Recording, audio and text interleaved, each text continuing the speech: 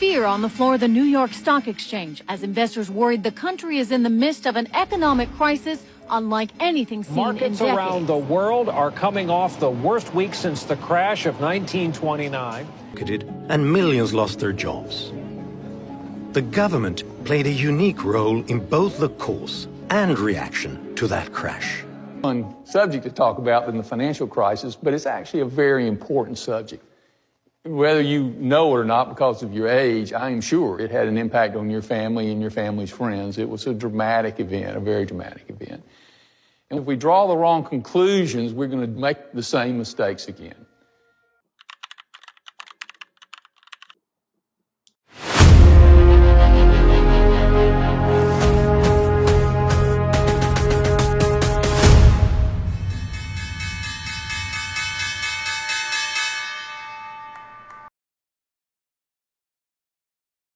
Hello, ladies and gentlemen. Welcome back to another episode of Trading for Life. My name is K2.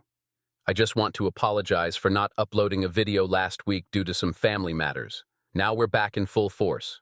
This week, February 17th to 21st, 2025, the US stock market started strong but ended weak. Tuesday and Wednesday saw record S&P 500 highs, with tech mixed and Intel up 16%. Thursday stumbled on Walmart's weak outlook, and Friday crashed.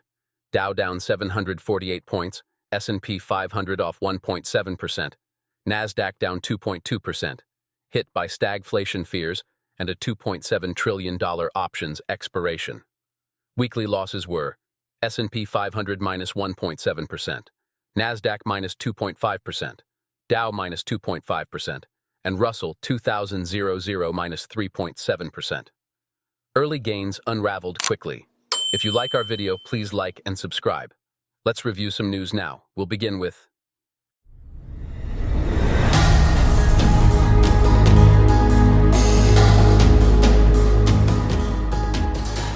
Warren Buffett reaffirmed his preference for equities over cash in his annual letter, despite Berkshire Hathaway's cash pile growing to $334.2 billion in Q4. Most of your money remains in equities, and that won't change, he wrote.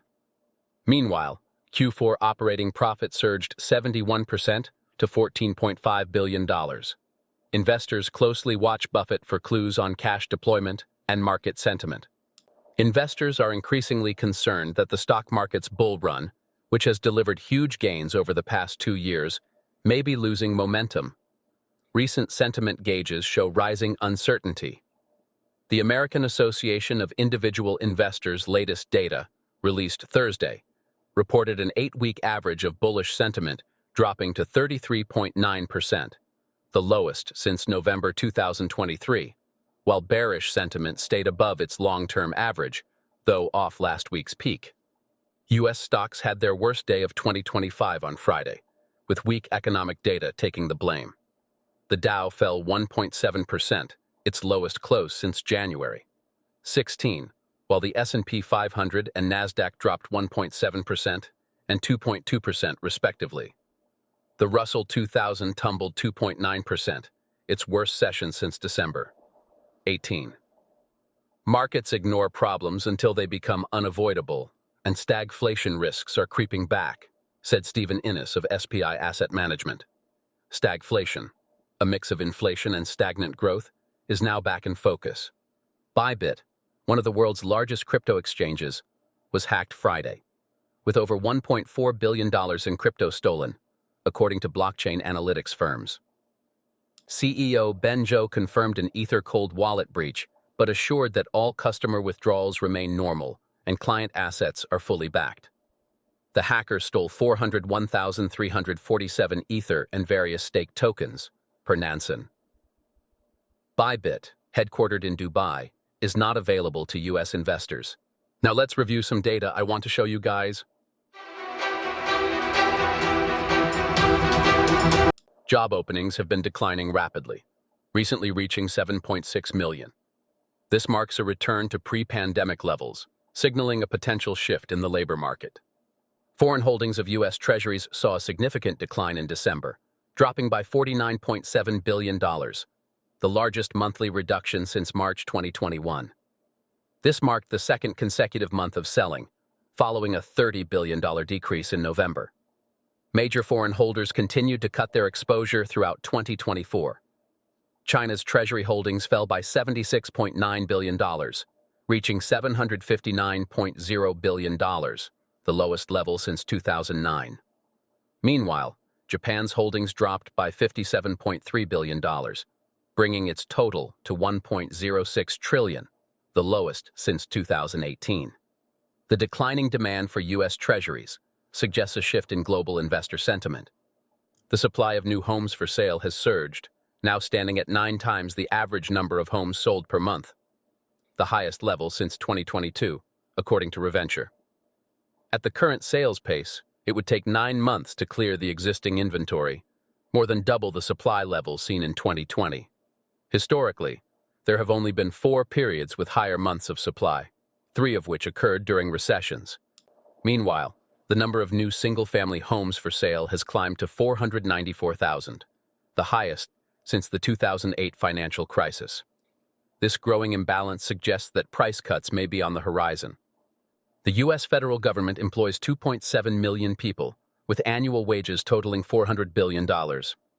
With growing concerns over budget cuts and fiscal tightening, could this lead to the largest mass layoff in U.S. history? Warren Buffett's Berkshire Hathaway now holds a record $334 billion in cash, a massive $145.2 billion increase in 2024 alone. Despite the S&P 500 gaining plus 23.3% last year and posting back-to-back plus 20% returns for the first time since 1998, Buffett remains cautious. Berkshire's growing cash pile suggests they're not overly bullish on the market or their own stock. Interestingly, after cutting its Apple position by approximately $104 billion since the fourth quarter of 2023, Berkshire added $5 billion back in the fourth quarter of 2024, bringing its stake to $75 billion. Buffett says Apple will remain their largest investment unless capital allocation changes. Let's review S&P 500 heat map for this week. AbbVie, plus 4.46%. Johnson & Johnson, plus 3.21%. Intuitive Surgical, plus 2.37%. Vertex Pharmaceuticals, plus 1.77%. Apple, plus 1.66%. Tesla, minus 5.10%. Amazon, 5.99%. Meta Platforms, 6.18%. Broadcom, 7.27%. Oracle, minus 3.48%. Fear and Greed Index has returned to 35, indicating that we may see extreme fear in the upcoming week. Let us know your thoughts in the comments. Now here are the earnings for this week. As you know, the most important one that everyone is waiting for is NVIDIA. If you need to take screenshots, pause the video. Let's move on to the chart analyses, starting with looking at the SPY 4-hour chart. If the price gaps down below 598, we might retest the trend line and potentially bounce back. However, if we see a gap up on Monday, the price could rise and touch 609 again. These are the key events for this week. On Tuesday, we have consumer confidence. On Wednesday, new home sales. On Thursday, initial jobless claims. And on Friday, the core PCE price index. All right, folks, that's a wrap for this video. If you enjoyed the content, don't forget to like and subscribe. If you have any questions or thoughts, drop them in the comments and I'll respond as soon as possible. Thanks for watching, and I'll catch you in the next one. Take care.